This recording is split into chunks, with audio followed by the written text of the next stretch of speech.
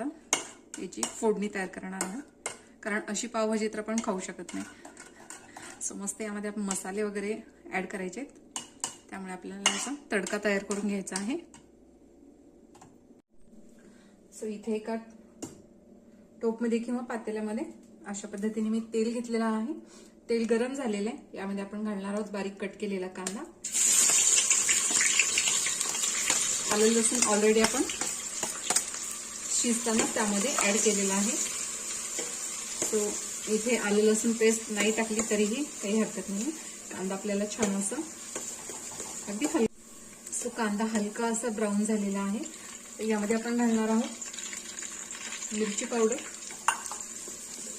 त्याचप्रमाणे आपण इथे जे मसाले घेतले होते ते सर्व मसाले मी इथे ऍड करणार आहे. अगदी थोडीशी कोथिंबीर